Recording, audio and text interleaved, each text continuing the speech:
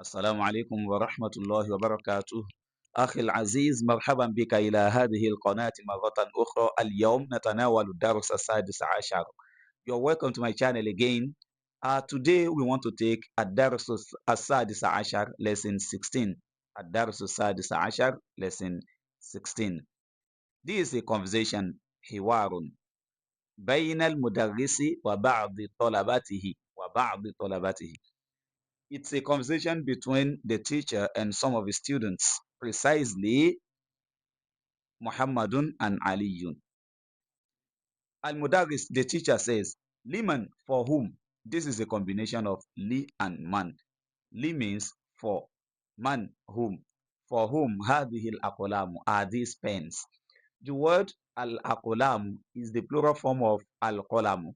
Al-qalamu means the pen. Al-aqlamu means the pens, plural.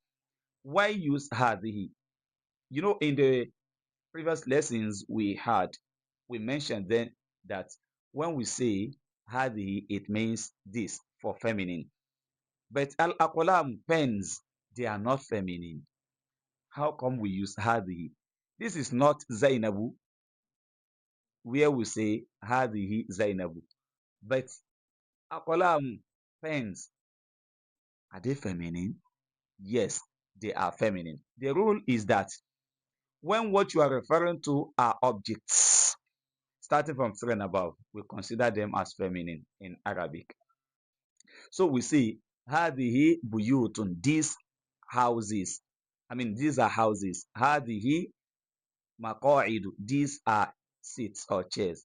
هذه أقلام, these are pens, and so on. لمن هذه الأقلام, for whom are these pens? When you refer to objects starting from three and above, and you want to point to them, you use هذه instead of هذا. And you don't use هؤلاء. هؤلاء is for human beings, jinns, angels, sensible beings, not for animals or objects. Instead, we use هذه. For example, when we say حمار, حمار means a donkey. If you want to refer to three or more donkeys, you say لمن هذه الحمر, for whom are these donkeys? We don't say هؤلاء, and we don't say هذا. The rule says كل جمع مؤنث. When the objects are up to three and above, you consider them as mu'annath, whether the singular form of the objects is masculine or feminine. You are less concerned.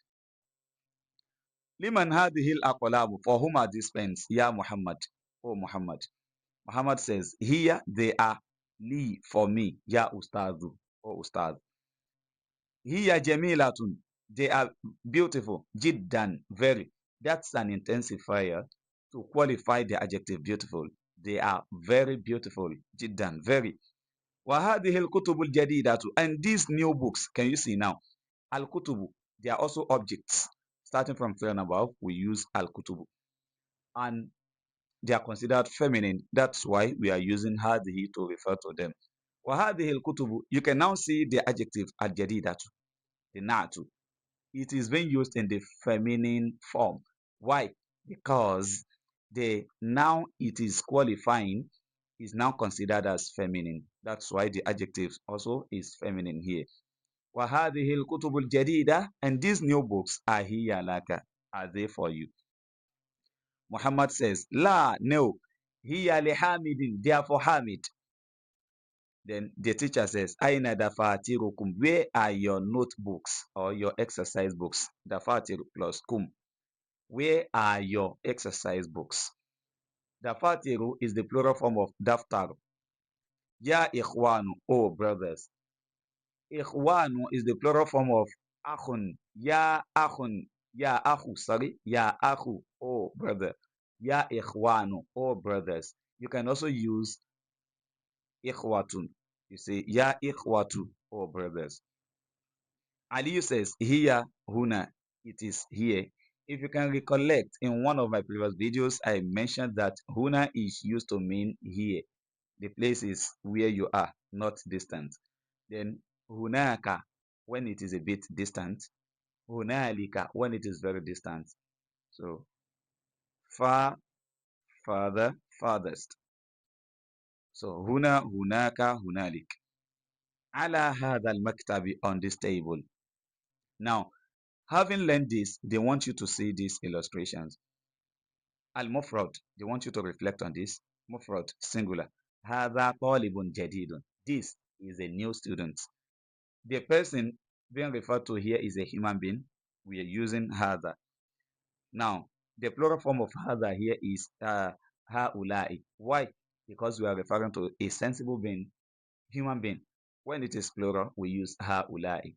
هؤلاء, regardless of gender, whether masculine or feminine, we use هؤلاء. Now, طلاب جدد. These are new students. Now, let's see the second example. Al-mufrad, masculine. هذا كتاب جديد. This is a new book. What is being referred to here? A book, which is an object, not a human being, not sensible. Now, when it is three and above, we use kutubun. Then هذه replaces هؤلاء here. Why? Because we are referring to objects. And for the fact that it is now plural, they are considered as feminine. هذه كتب جديدة. These are new books. These are new books. Here now they want you to learn some plural forms of nouns. They want you to convert هذا to هذه. Then baytun, which is masculine, which is singular, you are to convert it to buyutun, plural. Now you do the same to the rest of the examples here. هذا baytun, this is a house. House here is masculine, but not a human being, it's an object. When it is plural, we say buyutun. Now we point to it with هذه, هذه, these. هذا نجم becomes هذه نجوم. These are stars. نجوم, stars. Now just replace هذا with هذه in each of them. Then you master the plural form of each of them. دروس, lessons. أقلام, pens. أبواب, doors. أنهار, rivers or oceans. جبال, mountains. كلاب, dogs. بحار, seas. كتب, books. حمر, donkeys. سرر, beds. دفاتر, exercise books. مكاتب, tables. فنادق, hotels. ساعات, clocks. سيارات, cars. طائرات, aeroplanes. Now you've known the meaning of najimun, the plural form of najimun, which is nujumun. Here now we are using dhalika, which is masculine, and for distant, something distant. You are to change najimun to nujum, and dhalika also changes to the feminine form, which is tilka. You say tilka nujumun. Those are stars. Tilka sayyaratun. That is a car. Tilka sayyaratun. Those are cars.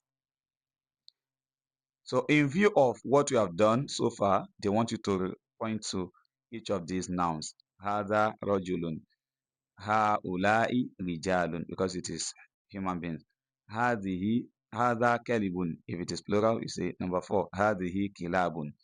Hadihi durusun. Ha'ulai mudarrisuna. Ha'ulai akhawati. These are my sisters. Hadihi aqlamun. They are objects. So these are pens. هذا كتاب. هذه سيارات. هذه سيارة. هذا حمار. هذه كتب. هذه حمر. هذه عين. عين is feminine. Any part of the body of a human, any part of human body that has two pairs is considered as feminine. In specific, the eyes, the hands, the legs, they are considered as feminine, including the ears. هذه طبيبة. هؤلاء طبيبات, because they are human beings. That's why we use هؤلاء. So now we want to use distant demonstrative pronouns here. ذلك طالب. أولئك طلاب. أولئك is now used for distant human beings. أولئك طلاب. Zalika najimun. Zalika najimun. That's a star. Tilka nujumun.